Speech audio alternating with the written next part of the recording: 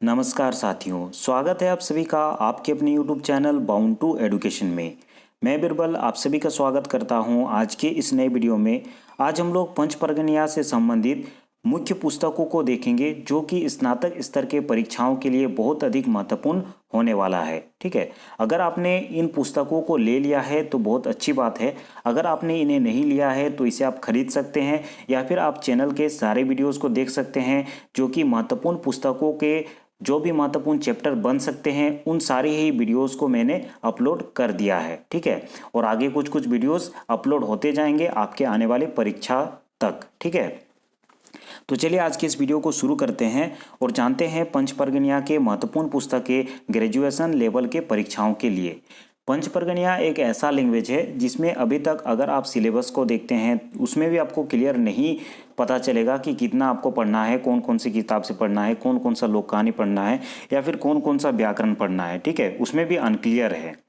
कोई भी राइटर आकर के लिख जाते हैं, कोई भी पुस्तक लिखते हैं वो आपके लिए महत्वपूर्ण हो जाता है। ठीक है, लेकिन आज हम लोग मुख्य पुस्तकों को देखेंगे जिसमें से प्रीवियस ईयर में आपके प्रश्न बने थे और आपके आने वाले परीक्षा के लिए बहुत अधिक महत्वपूर्ण है। और उन राइटर से जो भी पुस्तकें लिखे हैं वे राइटर, उन राइटरों से बहुत अधिक प्रश्न बनते हैं।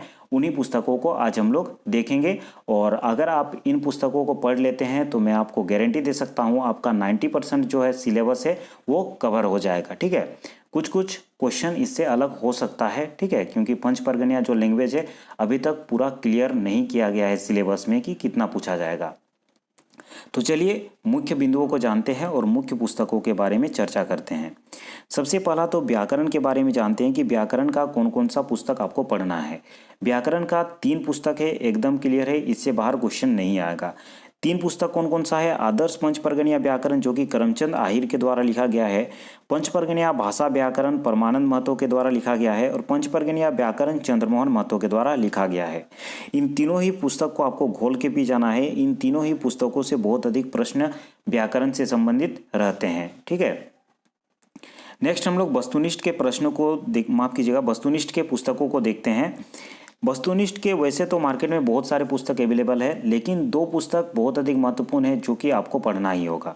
विजय डहर जो कि विजय कुमार राजू के द्वारा लिखा गया है। ठीक है, एक प्रकार से पंच परगनिया के जो भी स्टूडेंट है उसके लिए संजीवनी का काम करता है। विजय डहर में लगभग सभी प्रकार के ऑब्जेक्टिव प्रश्न आते हैं और प्रीवियस ईयर के प्रश्नों को भी आप इसमें देख सकते हैं, तो इसे पूरा ही अच्छी तरीके से पढ़ लीजिएगा। उसके बाद और एक सफल प्रकाशन का पुस्तक आता है, इसे आप याद रखेंगे, वस्तुनिष्ठ पंच परगनिया राधाकृष्ण साव के द्वारा लिखा गया। ठीक है, खास करके व्याकरण से संबंधित वस्तुनिष्ठ प्रश्नों के लिए ये पुस्तक बहुत अधिक महत्वपूर्ण है। इससे बहुत अधिक प्रश्न आपके परीक्षा में बनते हैं, याद रखेंगे ये पुस्तक सफल प्रकाशन का है। ठीक है, और भी वस्तुनिष्ठ के पुस्तक आपको मार्केट में अवेलेबल मिल जाएंगे, लेकिन 2 पुस्तक इंपॉर्टेंट है, ये आपको पढ़ने ही होंगे, विजय डहर और वस्तुनिष्ठ पंच परगनिया। ठीक है, नेक्स्ट जो पुस्तक पे आते हैं वो है लोक कहानी एवं जो भी गद्य पद्य जोड़न का पुस्तक आता है उसे हम लोग देखते हैं। इसमें लगभग 7-8 पुस्तक है जो कि आपको पढ़ना है, उससे बहुत अधिक प्रश्न रहता है। सबसे पहला है पुष्पिता परमानंद महतो के द्वारा लिखा गया। इसमें टोटल 8 कहानियां हैं और 8 कहानी बहुत अधिक महत्वपूर्ण है। एक प्रकार से आप कह सकते हैं कि परमानंद महतो के द्वारा लिखा गया जो भी पुस्तकें हैं वो बहुत अधिक महत्वपूर्ण है, उनसे बहुत अधिक प्रश्न पूछा जाता है। ठीक है, तो याद रखेंगे पुष्पिता कहानी पुस्तक जो कि लिखा गया परमानंद महतो के द्वारा और इससे बहुत अधिक प्रश्न बनते हैं। 8 कहानी को अच्छी तरीके से पढ़ लीजिएगा। अगर आप वीडियोज़ देखना चाहते हैं तो आप चैनल के प्लेलिस्ट में जा सकते हैं, वहाँ पर सारे जो भी कहानियां हैं उसके वीडियोस आपको वहां पे मिल जाएंगे। दूसरा है पंच परगनिया लोक कहानी का पुस्तक जो कि दीनबंधु महतो और पुष्पा कुमारी के द्वारा लिखा गया है, इसे भी आपको पढ़ लेना है, इससे भी आपके परीक्षा में प्रश्न रहेंगे। तीसरा कहानी का किताब आता है नूपुर। ये एक प्रकार का गद्य जोड़न है जो कि ज्योतिलाल महादानी के द्वारा लिखा गया है। छोटे छोटे गद्य आपको देखने को मिल जाएंगे, तो इस पुस्तक को भी आपको पढ़ लेना है। चौथा पुस्तक आता है पंच परगनिया लोक कथा, ये परमानंद महतो के द्वारा लिखा गया है, तो इस पुस्तक को भी पढ़ लेना है। 5वां आता है पंच परगनिया गद्य पद्य जोड़न, ये लिखा गया है डॉक्टर चंद्रमोहन महतो के द्वारा। उसके बाद चीती सांप, ये पुस्तक बहुत अधिक महत्वपूर्ण है, आधुनिक कहानी का पुस्तक है संतोष साहू प्रीतम के द्वारा। इसमें बहुत सारा आपको कहानी मिल जाएगा, सारा कहानी तो इम्पोर्टेंट नहीं है, जो भी इम्पोर्टेंट कहानी है वो मैं अपने चैनल पर अपलोड कर दूंगा। ठीक है, चीती सांप से संबंधित लगभग आपको मेरे ख्याल से इसका किताब में 21 कहानी है, जिसमें से आपको मुख्य रूप से 3-4 कहानी इंपॉर्टेंट है जिससे हमेशा क्वेश्चन आता है। ठीक है, याद रखेंगे। चीती साहब पुस्तक आपको पढ़ लेना है। उसके बाद गोइतेक भिनु भिनु डायर, ये लिखा गया है दीनबंधु महतो के द्वारा। ये निबंध का पुस्तक है। ठीक है, निबंध का पुस्तक है, इसे आप देख लीजिएगा। छोटा छोटा निबंध आपको इसमें देखने को मिल जाएगा, इससे आपको प्रश्न मिल सकते हैं। नेक्स्ट है जोदी एसोन होतक होले का होतक, संतोष साहू प्रीतम के द्वारा लिखा गया है, इसे भी आपको देख लेना है। निबंध संग्रह से संबंधित पुस्तकों को देख लेते हैं। पहला आपको निबंध संग्रह से संबंधित पुस्तक देख लेना है पंचपर्गणीय निबंध संग्रह, जो कि डॉक्टर करमचंद आहिर एवं कैलाश सेठ के द्वारा संगठित किया जाता है। ये इस पुस्तक को संगठित किया गया है, तो इसे आप देख लीजिएगा, पंचपर्गणीय निबंध संग्रह। उसके बाद मेसा कोसा भाग 2 आपको देख लेना है, दीनबंधु महतो के द्वारा इसे संकलित किया गया है। फिर तीसरा नंबर में आपको देख लेना है प्रथम विश्व युद्ध के 100 साल, संतोष साहू प्रीतम। और संतोष साहू प्रीतम के द्वारा जो भी निबंध लिखे गए हैं बहुत अधिक महत्वपूर्ण है, इनसे बहुत अधिक प्रश्न बनता है, तो इस किताब को आप देख लीजिएगा, प्रथम विश्व युद्ध के 100 साल। ठीक है, नेक्स्ट हम लोग गीत या जो भी कविता के प्रश्न बनते हैं, कौन कौन सी किताब से बनते हैं उसे जान लेते हैं। पहला तो है पंचपर्गणीय लोकगीत, बहुत अधिक महत्वपूर्ण पुस्तक है, डॉक्टर अंबिका सुहासी के द्वारा लिखा गया है। इस पुस्तक को आपको पढ़ना ही पढ़ना है। ठीक है, ऊंजरा भुएर फूल, ये लिखा गया है करमचंद आहिर के द्वारा, इसे भी आपको पढ़ना है। जीवन पोथेक फूल परमानंद महतो के द्वारा लिखा गया है, बहुत अधिक इंपॉर्टेंट क्वेश्चन इनसे बनते हैं, तो तीनों ही पुस्तक को देख लीजिएगा, पंचपर्गणीय लोकगीत, उसके बाद ऊंजरा भुएर फूल और जीवन पोथेक फूल, इन तीनों ही पुस्तकों से प्रश्न रहते हैं। इसके अलावा और भी पुस्तक है, परंतु ये 3 महत्वपूर्ण पुस्तक है। ठीक है, उसके बाद साहित्य एवं जो भी अन्य महत्वपूर्ण पुस्तकें हो सकती हैं उनको देखते हैं। इसमें पहला आता है पंचपर्गणीय साहित्यकार एवं गद्यकार, जो कि पराग किशोर सिंह के द्वारा लिखा गया है, जिसमें हम लोग पंचपर्गणीय के जो भी महत्वपूर्ण साहित्यकार एवं कलाकार हैं उनके बारे में परिचय हमको जानने को मिलता है, तो इस पुस्तक को देख लीजिएगा। तुलसी चौरा एक है, राजकिशोर सिंह के द्वारा लिखा गया।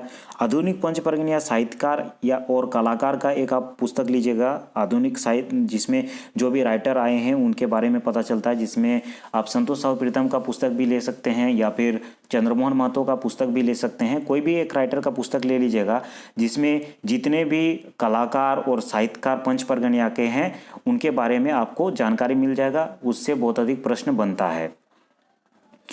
नेक्स्ट जो पुस्तक है पंचपर्गणीय लोक साहित्य, डॉक्टर दिनेश सिंह के द्वारा, दिनेश प्रसाद सिंह के द्वारा लिखा गया है। इसमें जो आपको भाषा मिलेगा हिंदी में ही लिखा गया है, परंतु अच्छी तरीके से लिखा गया है।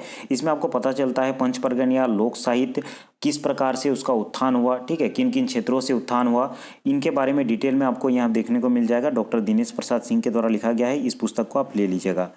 नेक्स्ट जो पुस्तक है पंचपर्गणीय साहित्यिक और सांस्कृतिक चिन्हाप, ये लिखा गया पराग किशोर सिंह के द्वारा, ये महत्वपूर्ण है। और एक निबंध का पुस्तक आता है पंचपर्गणीय साहित्यिक और सांस्कृतिक निबंध, ये दीनबंधु महतो और पुष्पा कुमारी के द्वारा संकलित निबंध का पुस्तक है, तो इसे आप याद रखेंगे, इससे भी आपका क्वेश्चन बनता है। ठीक है, इसके अलावा और भी बहुत सारे किताब है जिनसे 1-2 प्रश्न बनता है। उपन्यास की किताबों को मैंने ऐड नहीं किया, जैसे कि कुछ किताबें हैं जैसे रावण बोध, उससे भी कुछ प्रश्न बनते हैं, लेकिन जो भी प्रश्न उनसे बनते हैं वो विजय डाहर पुस्तक में ऑब्जेक्टिव उनके प्रश्न दिए गए हैं, उनसे कवर हो जाएगा। जैसे कि रावण बोध से आपको उनका सर्ग को पूछा जाएगा, ठीक है, उससे संबंधित प्रश्न रहेंगे, तो उनके ऑब्जेक्टिव क्वेश्चन आपको विजय डाहर में मिल जाएगा, पूरा किताब को पढ़ने का आवश्यकता नहीं है। ठीक है, तो आज के इस वीडियो में इतना ही। अगर आपने सारे पुस्तकों को ले लिया है तो बहुत अच्छी बात है, अगर आपने नहीं लिया है तो मैं अपने चैनल पे वीडियो के जरिए सारे ही इंपॉर्टेंट चैप्टर को क्लियर करवा दूंगा। ठीक है, इस वीडियो को देखने के लिए धन्यवाद। अगले वीडियो में हम लोग फिर मिलते हैं। अगर आपने चैनल को अभी तक सब्सक्राइब नहीं किया है तो इसे जरूर सब्सक्राइब कर दे, सामने के बेल के आइकन को भी प्रेस कर दे, ताकि जो भी नेक्स्ट वीडियो इस चैनल में अपलोड होंगे उसका नोटिफिकेशन आप तक डायरेक्टली पहुंच सके। अगर आपने इस वीडियो को अभी तक लाइक नहीं किया है तो इसे ज़रूर लाइक कर दे, इससे हमें एक प्रकार से पता चलता है कि आपके लिए इस प्रकार के वीडियोज़ में आगे लाऊँ या फिर ना लाऊँ। तो धन्यवाद, अगले वीडियो में हम लोग फिर मिलते हैं।